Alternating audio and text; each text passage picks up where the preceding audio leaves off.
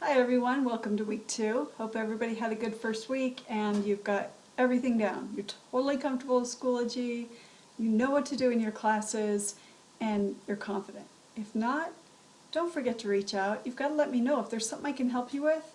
And it doesn't necessarily have to be something with this class. Like if you're just having some Schoology issues or maybe even you just need help putting a schedule together, I can help you do that too. So make sure that you are letting your teachers know if you're struggling at all, because that's what we're here for, to help you get through the content. So that might mean beyond just what you're seeing in the classes. Okay, so keep that in mind. I did have a work session, and guys, nobody came. It was at 5 o'clock on Wednesday. Nobody showed up. Let me just make sure everybody knows how to get in. And remember, those work sessions are a time for you to stop in if you want to talk about an assignment, if you have questions about it, or if you need help with something else, like I said. So, this course info folder will always sit on top here. And we're going to talk about this late work link too, but here's the work session. That is a Collaborate session. Don't be scared. If you haven't been in a Collaborate session before, no big deal. Just try out the link. You have to go through kind of a process, like you have to open it, you have to allow it to run. And if you have any trouble with it, if it's not opening for you, again, just let me know. So send me a text to this number right here, or call me, or use Schoology messaging, or send me an email, but let me know if for some reason you can't get into a Collaborate session and you want to. Now, they are not required, but I get really lonely when I open those and nobody stops by. You can just stop by and say hi if you want. Maybe see if other students come in. If you guys want to use that for a time to work together on assignments, you can do that too, because you can communicate with each other and you can work together on an assignment, and then I'm right there. If you have a question, I can help you out. So I do have students in the past who've used those work session times to just open it up and know that I'm there. So as they're working on their assignment, it's kind of like being in a face-to-face classroom. If you have a quick question, you can just either type it in the chat or use the little raise hand feature or whatever, and I can answer your questions right then and there.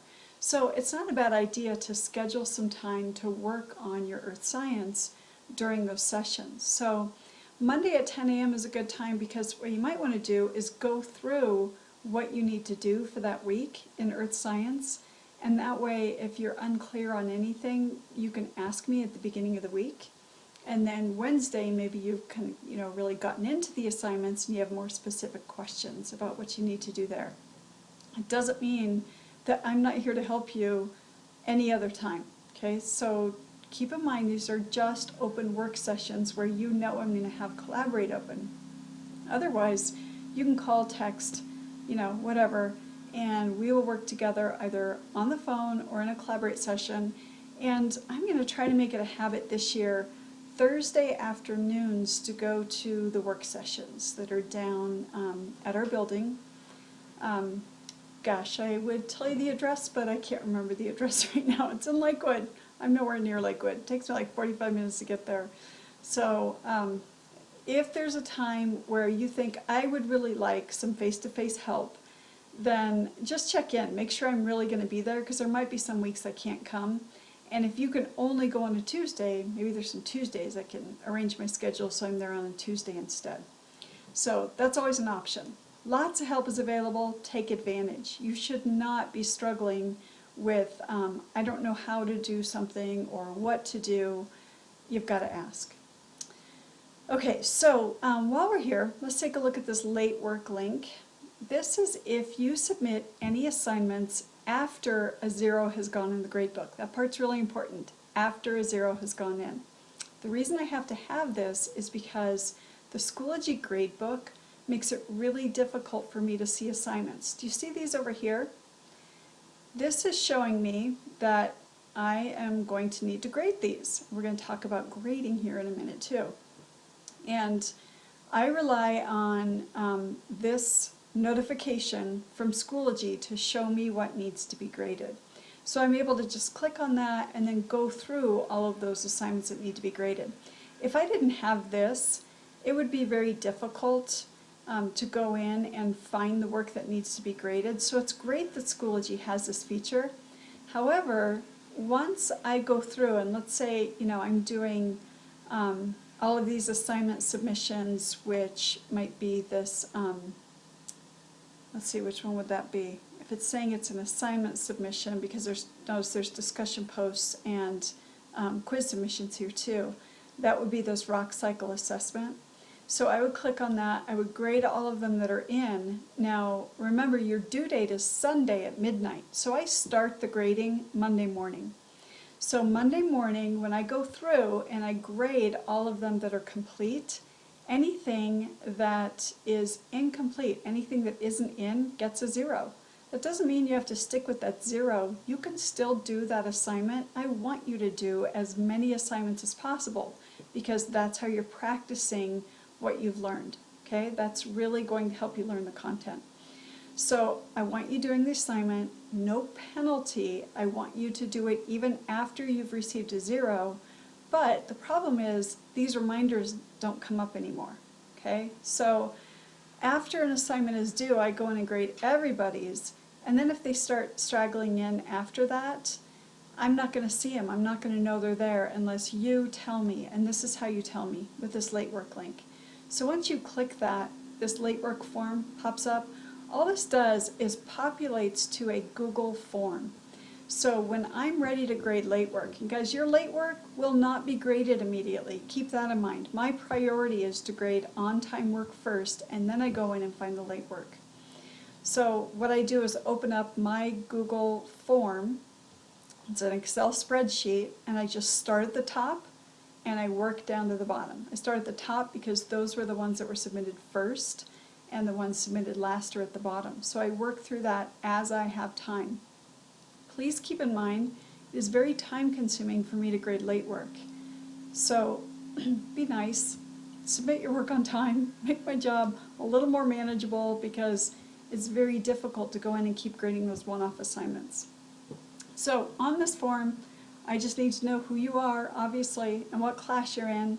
And then if you would just let me know the name of the assignment, that makes it even easier for me to find. Click submit, that goes to my spreadsheet, and we're good to go. And I am able to find your work and put in grades for you.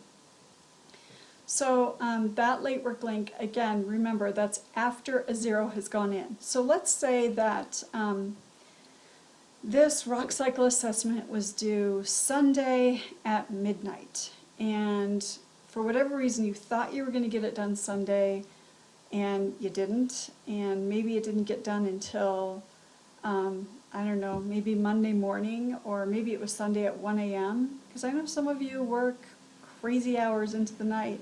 It'll show up as a late assignment. You do not need to fill out this late work link. That is only after I've put a 0 in the gradebook.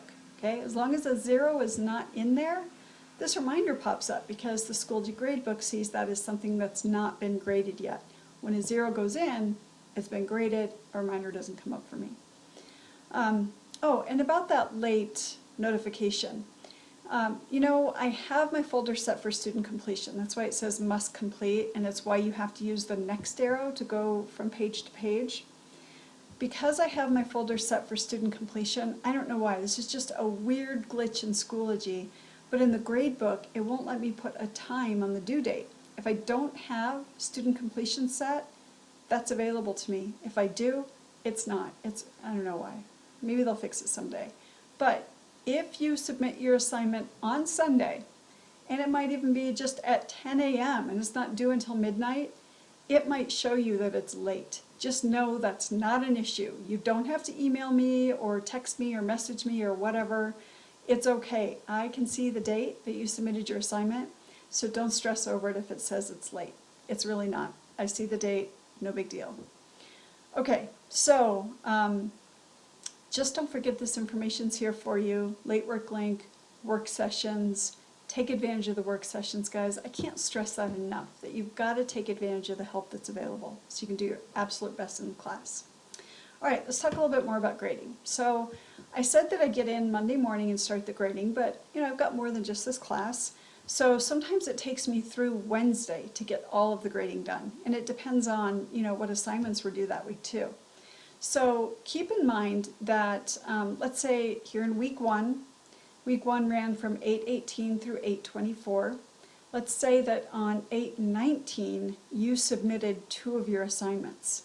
Okay, now keep in mind, I am not going to start grading those until after the due date. That means the soonest I would start grading those would be 8:25.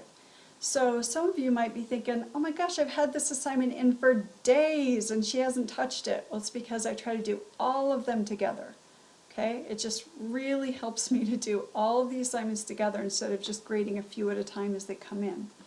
So I will not start grading till after the due date. So what may look to you like I'm ignoring your assignment is just that I'm waiting for at least the due date, and then it might take a few days after. So it might take a full week. Just know it's not because I'm ignoring your work. That's just the pattern for grading in my class. That means most of the grading gets done Monday, Tuesday, Wednesday. And then remember that eligibility grades go into Campus on Thursday. So you can always see an updated grade in Campus, actually in Schoology and Campus on Thursdays. Now the grade in Campus is only a snapshot. It's just showing you your overall total. Really the place you want to look at your grades is in Schoology. You want to look at the grade book there because then you can see individual assignments. Okay, so I already told you late work doesn't take priority. It's the on-time work that takes priority. Late work I do as I have time. And the other thing we need to talk about in terms of grading is how your grades are weighted. There are 2 types of assignments in my class. There's formative and there's summative. Formative means that you're just forming your learning. So they're basically practice. They don't count a whole lot towards your grade. They're 30% of your grade. They're still important because obviously you're going to do better on the summatives. And if it's 30% of your grade and the summatives are 70% of your grade, you would have to do perfect on all of the summatives to even get the lowest possible C in the class. So you cannot ignore the summatives. And I know I've had students do that before. They've thought, well, gosh, if the summatives are worth 70% and formative are only 30, I'm not going to do any of those. Well, many of those students end up failing or with a D because they don't get a perfect grade on the summatives, and partly because they didn't do the formatives. So even though that sounds like a great idea for some of you, it's probably not.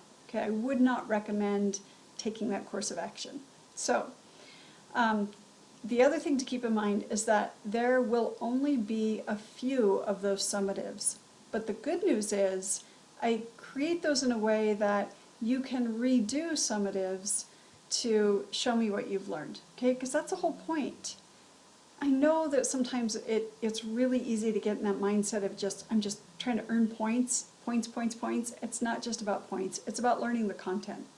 So those summative assignments, assessments, projects, they're set up so that you are actually showing me what you have learned. And sometimes there'll be different ways for you to do that, or I'll give you different chances to show me what you've learned. Now here in the beginning, I know you're not seeing all these folders yet in your view. That's why they're kind of grayed out here. They're still hidden.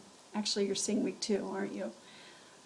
We have 2 very short units. Unit 1 is very short, just 3 sessions. And then Unit 2 is even shorter. There's just a couple of sessions there. So your very first assessment in my class is going to look more like a traditional assessment, like short answer, mostly short answer, multiple choice type questions. Later in the semester, you will be doing 2 project-based assessments. And I'll talk about those more in detail later when they're assigned. But you'll see those projects at the beginning of the unit, and you'll be working on it as you move through the unit, and that will be what 70% of your grade is based upon in that unit. So just know that's coming. I try to do different types of assessments because I know we have different types of learners too. So you do have some more traditional assessments and then project-based assessments. Here's kind of a quick view of the entire semester here. So if you have any concerns about that, any questions about that, make sure you let me know. A work session is a great time to stop in, ask questions about that. You know, looking specifically at this week, let's take a look in there.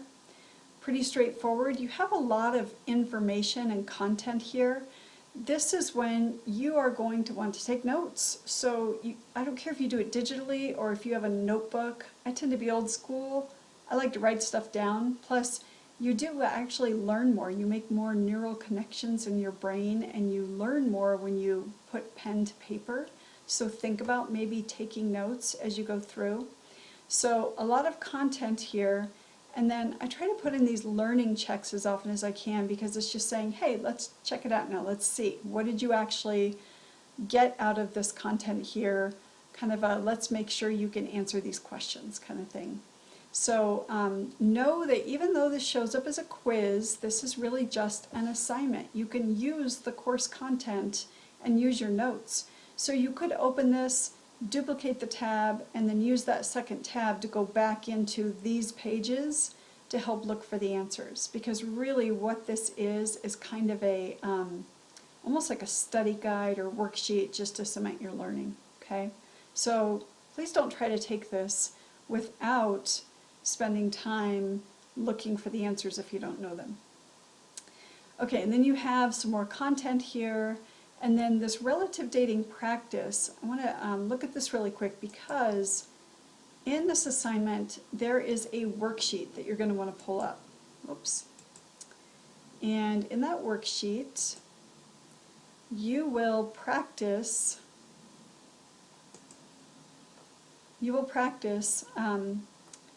relative dating by actually going through each one of these layers and labeling them from oldest at the bottom to youngest at the top.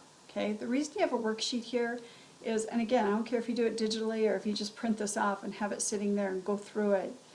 I want you to be able to spend some time with this before you get to the next page, which is actually the place where I want your answers. I don't want you submitting that paper. This is going to look very much like that worksheet. The same diagrams are there. In fact, we can take a quick look at it. And what you'll be doing is ordering the layers here. This isn't quite your view. Let's see. Your view looks a little different here. It will look like this. As soon as it opens, there we go. So what you'll do is take that information you already put in your worksheet, and then you can take these and just change the order. Okay, that's how you do that. You just drag and drop them. So this one, I think I gave you 3 chances to do this, because I want you trying, yeah, there's three attempts here. So everybody should be able to get pretty darn close to 100%. The point is, I want you trying again, if you get it wrong, thinking about why you got it wrong the first time and what would make that right. Okay? So that's your week. I don't have any videos embedded in here this week because it's all pretty straightforward. So just make sure that you let me know if you have any questions as you go. Hope everybody has a great second week and that you're feeling confident about everything. And please, please, please let me know if you're not, so I can help. Have a good week.